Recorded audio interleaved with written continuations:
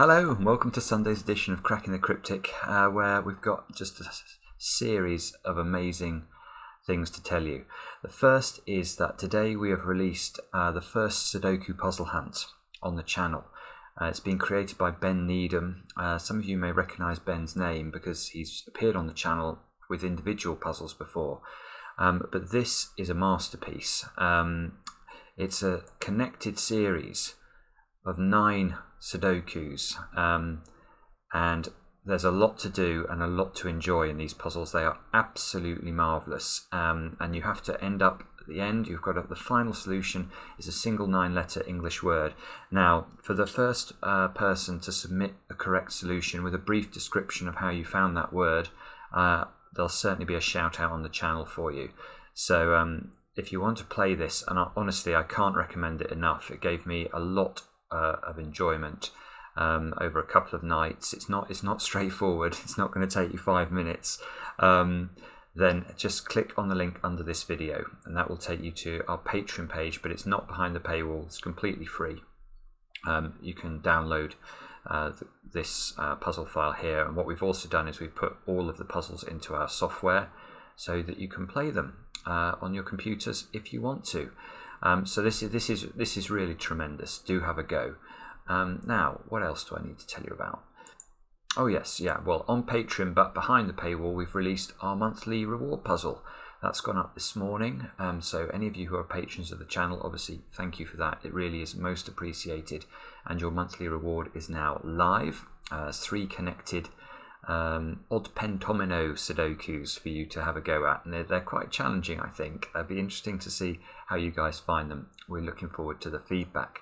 Now, the main content on today's video though is going to be the upcoming puzzle competition by Jonas Gleim, and he has very kindly created 4 special Cracking the Cryptic themed puzzles for us to have a go at on the channel, and I need to tell you about his competition. So here it is. Here are the instructions. Here's a copy of the instruction booklet. It's called Puzzle Alphabet, and that's because it features a puzzle for every letter of the alphabet. And there's a lot of sort of classic puzzles here. You can see we've got Akari, and we've got one of those coming up in this video. Fillomino, the same. Masyu, and also Star Battle, which of course has been so popular on the channel recently. And yeah, this is going to be brilliant. So you can do this test at any time, I think from the 8th to the 12th of May.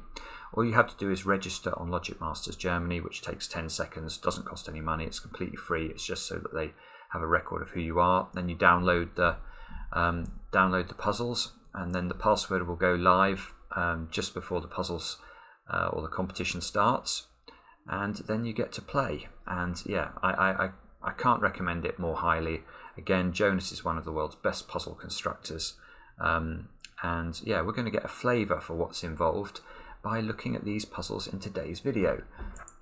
Actually, what we'll do is we'll start with the Akari, because the instructions are on the screen here. So those of you who aren't familiar, it's a very simple rule set and a beautiful, beautiful puzzle type. I keep trying to persuade the programmer we work with on app design that we should do an Akari app, because I think it's just such a cool puzzle. But basically, what do we have to do? You have to place a light bulb in some cells so that all the cells in the grid are illuminated. Light bulbs illuminate orthogonally adjacent white cells until the rays meet a black cell or the edge of the grid, and the light bulbs must not light each other up.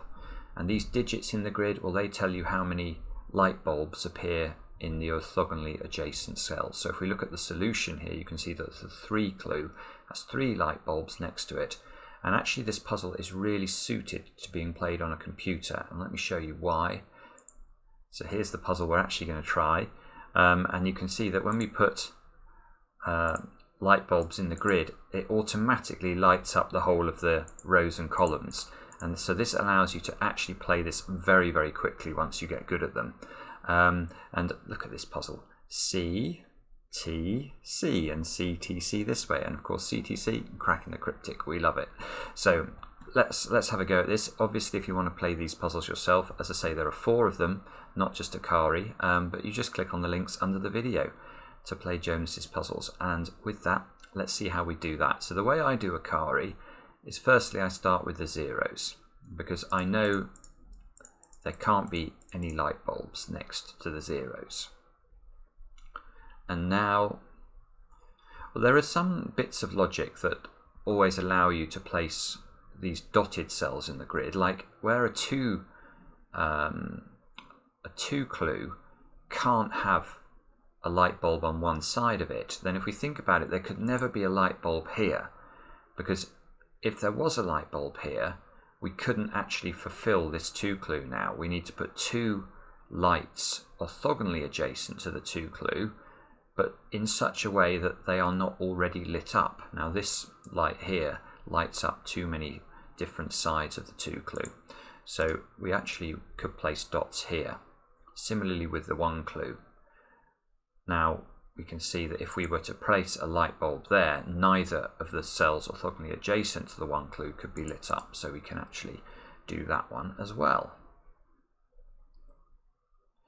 Now I don't know what the intended path is here, but the next place my eyes look are these dots. And this is quite a common pattern amongst more advanced Akari puzzles. We have to think about how we illuminate both of these dots. And you might be already getting the idea of it's sort of an X-wing pattern in Sudoku that arises in this 2x2. Because in order to illuminate both of these dots, we'll either have to have a light here and a light here, or we'll have to have a light here and a light here. That's the only way we can do it without breaching the condition that one light mustn't light up another light. Now the interesting thing about both of those arrangements, let's look at them again quickly, is of course that they rule out all of these cells from being lights, because in both cases the whole of this column, I don't know what column this is, 9th column, gets lit up by the light in this 2x2 cell. And now this 2 clue is suddenly resolved. And now the 1 clue, actually both of these 1 clues are now resolved. This 1 clue is resolved. This 1 clue now is resolved, which fixes the X-wing. And just that little bit of logic has opened up the puzzle. Now look at this isolated little dot here. How are we going to light that up? Well, it's going to have to be with that light there. Now this cell must be lit up. It's the only way. This 1 clue has only one option. This 1 clue, we can put the dot in because we mustn't place one here, otherwise there's no possible way we can fulfill this clue. Now this little square here becomes interesting, because there is only one cell in the grid that can light this cell, and it's in fact the cell itself. So that must be a light. This now can't be a light, otherwise we'd have two lights surrounding the 1 clue. So that's the final step. What a lovely little puzzle. Akari puzzles, the larger ones, can be more difficult and can take quite a while. I mean, you could get a 10-minute puzzle, I guess. But most small Akari puzzles are, they're 1-minute coffee break affairs. But they do have these lovely little patterns in them. I'm a real fan. So what should we do next? Should we do Fillomino? Why not? Now let's remind ourselves of the rules. Should be a more popular puzzle, I think, Fillomino in the West. It's a very popular puzzle in Japan, but it's got just a very, very easy rule set. And again, it can lead to some lovely logic. So we need to divide the grid along the dotted lines into regions called polyominoes, so that no 2 polyominoes with the same area share an edge. Inside some cells are numbers. Each number must represent the area of the polyomino.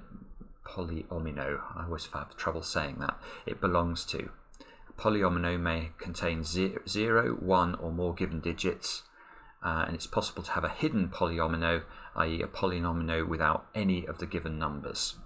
So that probably sounds a lot more complicated than it is. If we look at the answer here, you can see that each region, so if we have an area of 4 size, then it must contain digits with the number 4 in. An area of 3 size must contain digits with the area of 3 in. And the only other complicated part of the rule set is that you can't have 2 areas of size 3 or 4 or 2 or 1 connected to each other orthogonally. That's it. That's all there is to Fillomino. So let's get back to solving the puzzle. Where's it gone? Here it is. So again, tip for solving Fillomino: take what you're given. Let's surround the 1 clues. Bang, bang, bang. Oops. Now, what should we do next? The 4 clue. Look, this 4 clue is sort of penned in. Or I should actually, before I put anything in, say, look, Jonas again. C, T, C hidden in the grid. So this 4 clue has to come out. You can use a drag approach, by the way, with the mouse here. You click on a number and then just drag the mouse up, and it automatically changes that next cell into the same digits. It's very useful. Right, let's think about this cell in the top left-hand corner and ask what number needs to be associated with it. Well, it can't be a 1, because then the 1s would be orthogonally connected. But it can't be a 2 either, because if it was a 2, this area here would connect with this 2, and therefore it wouldn't be an area of size 2, it should be an area of 3 or greater. And this 3 operates in the same way, so actually we know that this must be at least size 4. And now the 2 has only one place to go. It must come out this way. The 1 should be surrounded. The 4 has to come out here. And now these 4s are getting very constrained, because you can see hopefully that this 4 area and this 4 area cannot be part of the same 4 area, because to connect them you'd have to have an area of size 6. So what would happen if this extends 1 further? Now this has nowhere to go, so that is not going to work. This must now stop its progress, and this cell now can't be a 4. So how does this 4 area complete itself? Well, there's only 2 cells it could use, and it's those 2. So that completes that 4 area, look. Now this 4 must turn right, because otherwise it'll be connected with a 4. So the mouse is playing up a bit here. Let's carry on though. So that's going to be a 4, and I'm not sure which way it goes. Okay, now this area can only be a 3 because it can't be a 1. So we know this 3 must come up. We know this 3 must come down, because this region here is at least size 4. And now this can't connect here. So we can draw lines in, extend this one further down, draw it in, extend this one further down, and draw it in. This 2 must come out. This 3 must come out. Look at that. Now this 3 cannot connect with this 3. So this 3, we can actually put 2 lines around it to say, no, you must move northeastwards. And that one also must come down. Okay, so we're building up a pattern of what this looks like. Look at this 2 clue here. This 2 clue can't turn right, otherwise it will connect to another 2 clue. So we can do that. Again, this one has to go northeast somehow. The 4 clue now must come out this way, and that has only 1 set of cells it can take. 4. Okay, so now it looks like it's about to get interesting, doesn't it? How does this all resolve itself? This 5 clue is going to have to take at least this cell, because if I put 5s in all of those 4 cells, it would still have to come up to here. So we know this square is a 5, and therefore the 2 clue gets completed. Now this cell is interesting, because it can't be a 1, 2 or a 3. So it must be at least 4, and it can't be 4 because then it would hit this 4 shape, so it must be at least 5. Now that's interesting, because now this 5 clue is boxed in. It now can't extend upwards. So we know that this must be a 5, this must be a 5. This could be a 5 if this is of an area of 6 or greater, but that one must also be a 5. And in fact, there you go. So that's a 2 to bring the 2 out. The 5 must take this cell here. The 3 must extend upwards, and then must extend upwards again. That's the only place it can go. And you can see we've actually built up the pattern here that we're going to need.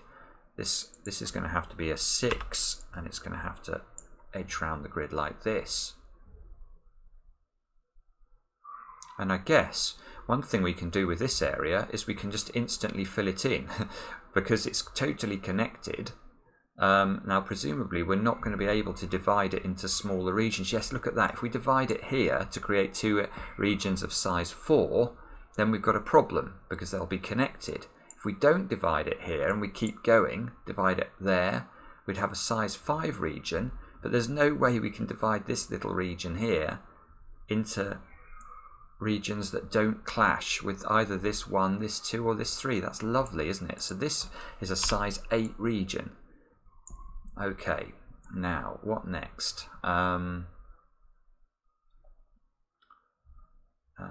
me look. Well, this square here can't be a 1 because that's going to clash with that. So it must be 4. So the 2 could come here. 1. This 3 is going to run out of room though if we're not careful. We need to be careful here.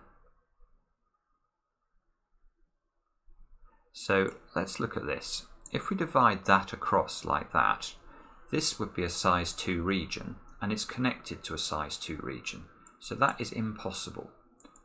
This must be the 2, this must be a 1. And then the question is, what's this cell here? It can't be a 1, it can't be a 2. It's going to have to be a 4. So that's a 4, that must do that therefore. This 3 must come round the corner. This can't be this cell here can be a 1 region, but it can't be a 2 region. And you can see actually this is going to be forced to be a 4 region because we know we need a 5 region down here, and if I make this region any smaller than 4, it's going to clash with the 3s and the 2s. So this, I think, is the final solution. Once I put a 4 in here, it says yes. And there you go. So another lovely little puzzle. Let's see if we can just make that prettier. So it looks like we've completely finished it. Right, next one. Right, here's Masyu, which is one of the most popular loop puzzles in Japan as well. I've always been a bit surprised it's so popular because it has a slightly unusual rule set. So we need to draw a single non-intersecting loop that passes through all circled cells. The loop must go straight through the cells with white circles, with a turn in at least one of the cells immediately before or after each white circle. And the loop must make a turn in all the black circles, but must go straight on in both cells immediately before and after the black circle. So you can see from the example here that the black cell, it always has a big right angle in the middle of it. The white cell must always have a turn one side of it and must always have a straight line through it. So there's never a turn in the white cells. So let me show you the puzzle Jonas has created for us. It's a slightly different grid size, this one, but again C, T, C in the grid. And let's have a think about how to solve this. Right, so we can start here. There mustn't be a turn in a white cell, and any black cell that is near the boundary of the grid, pay attention to, because if you think about it, this can't come up here. We know it's got to extend 2 cells, so if it can't come this way, it simply must come this way. Now let's look at this black cell, because we know it's going to either turn this way or this way. But if it turns this way, watch what happens. It has to continue through the white square because the white cell can't have a turn, and then it has to continue again. Now this white cell here is broken because there is not a turn on one side of it. So actually we know that this black circle here has got to turn this way, and now in order to not break this white circle, it must stop and turn. This black circle is now forced. There's only 2 ways that you can exit from it, given it has to turn.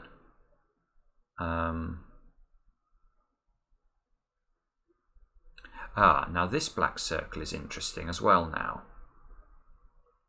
Because watch what happens. If this black circle comes this way, and then we turn within it, so we either go up or down, we break one side of these white circles. It's a lovely idea, this.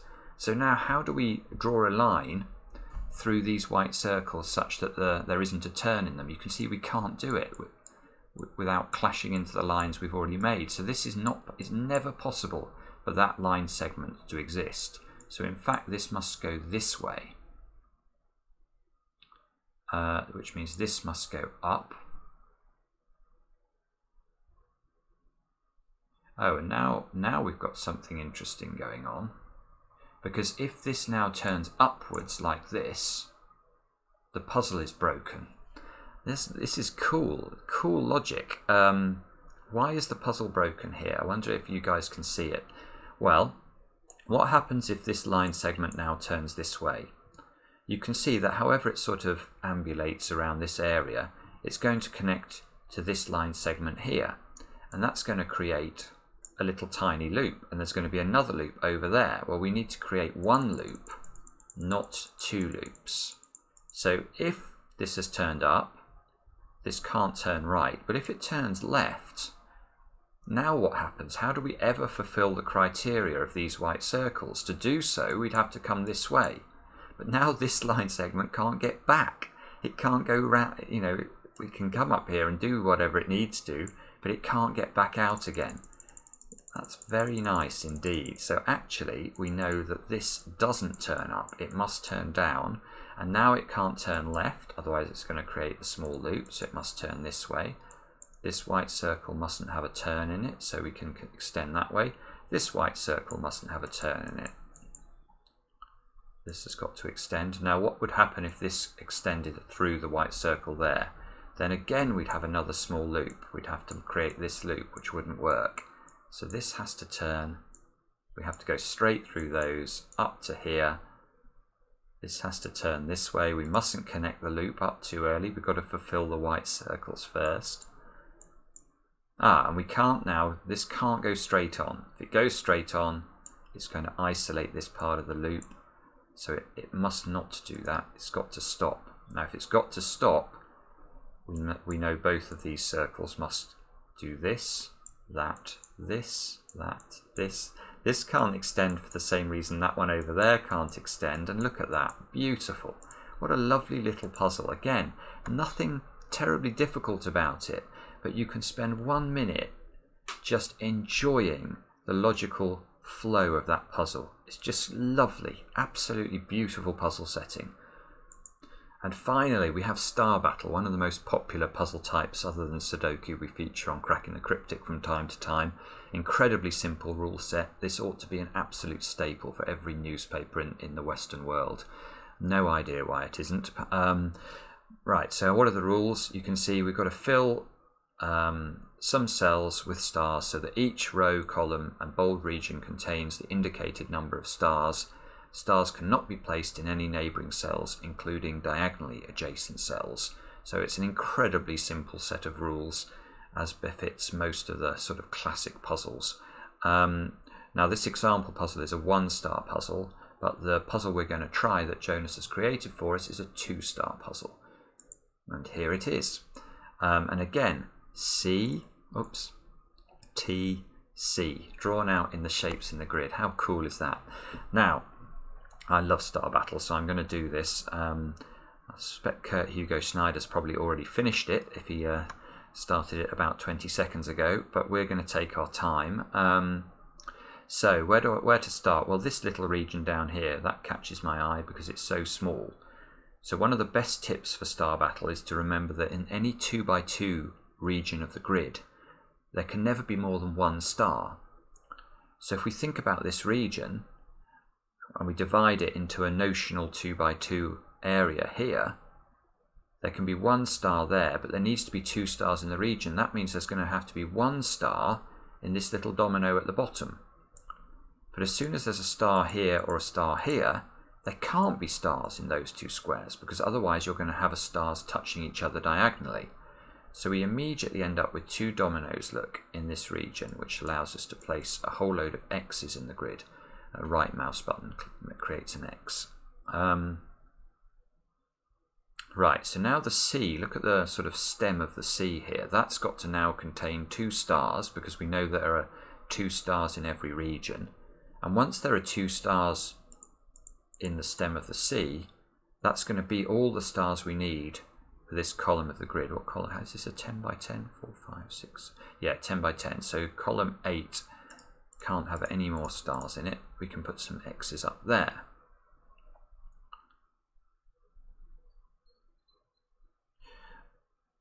Now, okay. So if we look at the stem of the C again, we can see that there must be a star either here, here, or here, because we can't fit 2 stars into the domino at the bottom. But whichever one of these 3 cells here contains a star, there's no way going to be a star in this square, because any of these 3 stars sees this cell. So we can X that in, and that tells us that that's true. And we can do exactly the same down there. There must be a star in one of these 3 squares, so there can't be a star ever here. So this is a star. Now that completes column 10 of the grid, and we can put in some more X's.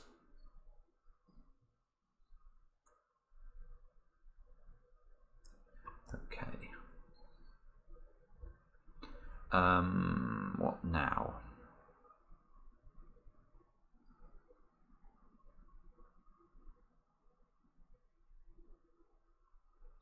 A little trick you can sometimes do with T-shaped regions.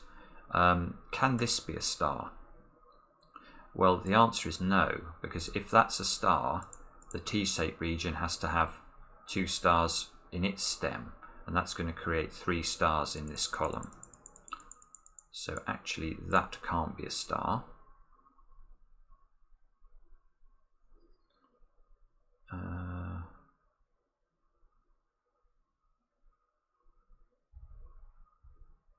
I guess as we know there's a star in one of those 3 squares, we know this can never be a star, because if it was, it would rule out a star from all of those 3 squares. The same must be true down here, look. Now there's something interesting going on. Look, in this shape, we've got 2 dominoes and a single cell, and we know that there must be 2 stars in these 3 options. So if this square was a star, it would rule out 2 of the options. It would rule out stars from all of those 3 squares, and now I'd have to put 2 stars in this tiny region, which is impossible. So actually, this square here can't be a star. And that means we've got 2 dominoes now in the C. So we know there's a star in one of those 2 squares, therefore there can't be a star here. And there's a star in one of these 2 squares, therefore there's not a star there.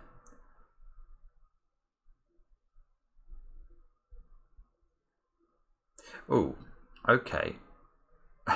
Now this region, it's not massively constrained, but it is slightly more constrained in that we know there must be a star in one of those 3 positions, because there can be a maximum of 1 star in this 2 by 2 region.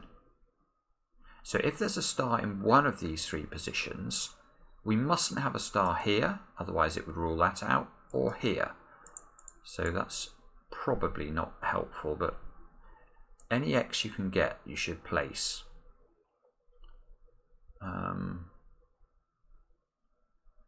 Okay, let me just stare at this for a second.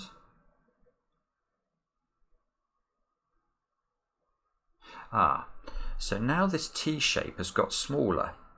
So if I put a star there, it's broken, because all of those 4 squares couldn't have a star in them, and I'd only have 1 cell to put a star into the T region. So this can't be a star. So now in this region, we've reduced 2 of the dominoes to single cells. So we've now got 3 possible positions for 2 stars.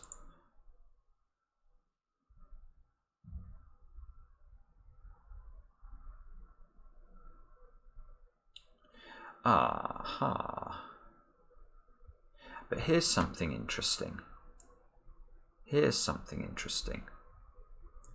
If this is a star, where do we put the stars in the T region?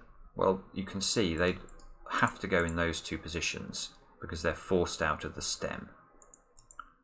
But if this is not a star, we know that those 2 squares would have to be stars.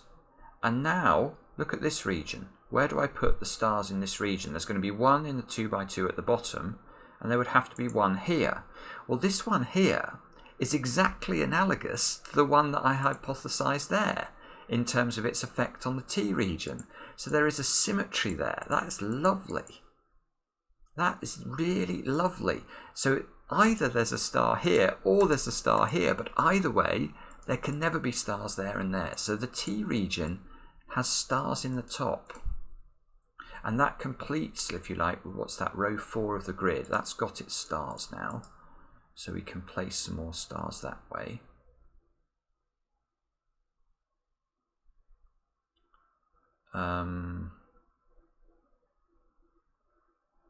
Oh, now, hang on, I probably should have spotted this earlier. We can do some geometry on this grid. We have to, if we imagine an imaginary line cutting the grid coming down here, how many stars would be to the left of my imaginary line? Well, the answer to that is obviously 8, because there are four complete columns to the left of my imaginary line. Well, how would we fulfill those 8 stars? There are going to be 2 in this C region. There's going to be 2 in this big region here. So that's 4. So I need 4 more. But there are only 2 shapes that actually get into the first 4 columns of the grid. There's this region here and this region here. So the stars in those 2 regions must be in the first 4 columns of the grid. Therefore, look at this little sticking out bit here. This can't contain a star, because if it does, I can't get 4 stars, or I can't get the 8 stars I need into the first 4 columns. So those 2 are both not stars. And now this region has suddenly become constrained, look, because we know that there must now be a star in this domino, and there must be a star in this little L-shaped region. So this can't be a star, because it would rule out a star from all those 3 positions, and neither of these 2 can be stars because they're next to a star containing domino.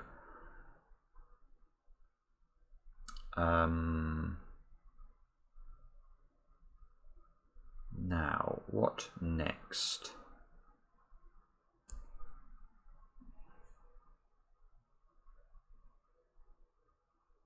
Well, how many stars do we need in the first 2 rows of the grid? We need 4. There are going to be 2 here, and the only other place we can get any stars from is this funny shaped region. So they have to be in the first 2 rows of the grid, which means this is not a star.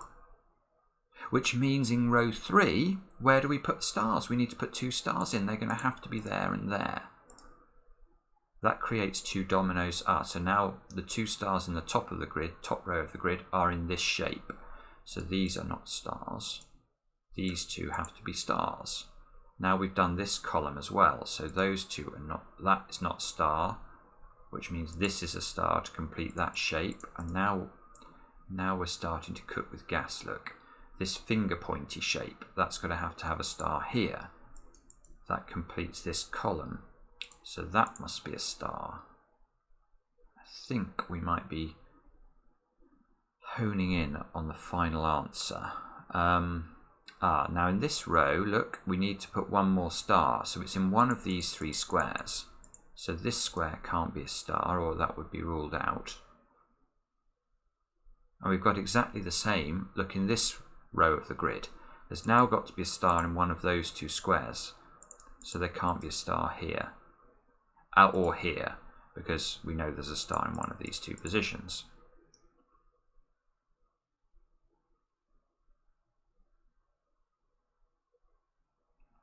Now, yeah, this is interesting, isn't it? So we now know that there is a star either here or here, and there's a star either here or here. And we know that because we need a second star to complete row 4 and row 5. Now, whichever order these are in, that way or that way, they complete the complement of stars for columns 1 and columns 3. So there can't be any other stars in all of these squares. My goodness. So that fixes those two now.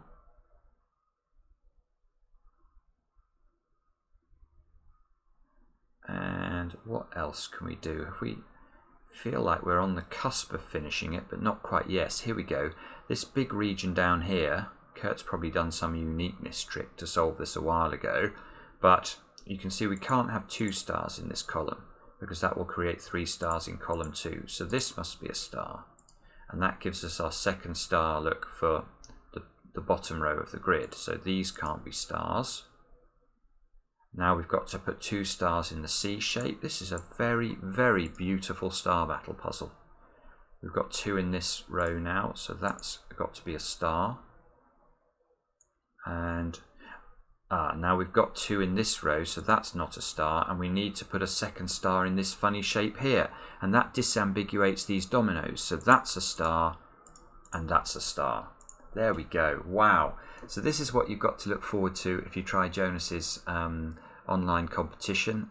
Well, I think I need to say no more. You're in for a lot of elegance and a lot of fun, so definitely check it out.